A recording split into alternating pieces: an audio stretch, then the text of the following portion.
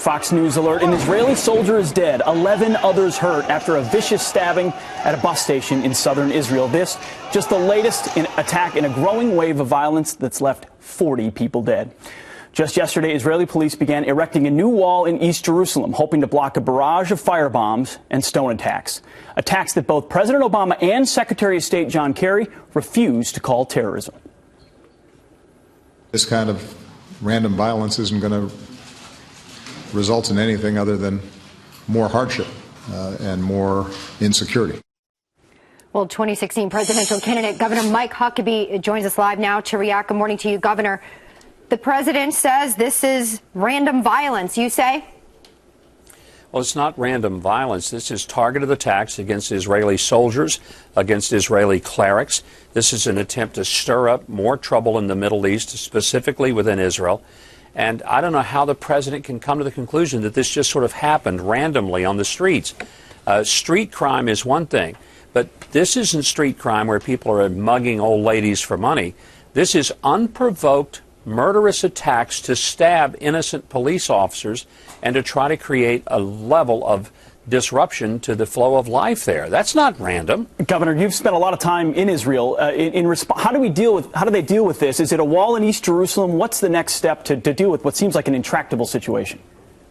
Well, the thing the Israelis have to do, and they're going to be condemned for it, they have to protect their citizens. When they built the security wall a few years ago, they were routinely and overwhelmingly condemned by the world. And I've flown in the helicopter over the entire length. But here's what happened.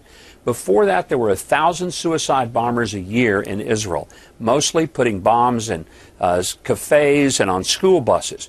Once that security wall went up, those suicide bombers went to zero. So watch what happens. Israel has now erected barriers around parts of the city. It makes a mess there. But the truth is, if they don't do that, then they're going to see a lot of innocent people killed. So you can't blame them for wanting to protect their citizens. Well, Governor, I understand, too, that Secretary of State Kerry's there, and he always seems to solve all the problems, so I really have my all the hopes there. Governor, let's talk about what you're doing. You want to be the next president of the United States, and currently a lot of people, we're looking at the poll numbers, and they don't look strong, and your numbers don't look nearly as strong as last time around. So what is it going to take to turn things around, and would you say it's correct to characterize your campaign as on life support? Well, that's nonsense. You know, people who say that sit in their little buildings in Washington, and they're pundits. They look out the windows and look at Manhattan. If they want to look at a campaign, come to Iowa and look at the fact that every event I had last week, we had overflow crowds. We had people that couldn't get in the room. You know, I'm in a better place now than I was 8 years ago at this very same time. So it incenses me when people who have no idea what a campaign is about pretend that, well, Huckabee's campaign is on life support. You know, if people want to support the campaign, they can do it. But I get so just fed up and disgusted with pundits who don't have a clue what they're talking about. And, you know, they're so bright, they predicted Rudy Giuliani was the winner 8 years ago.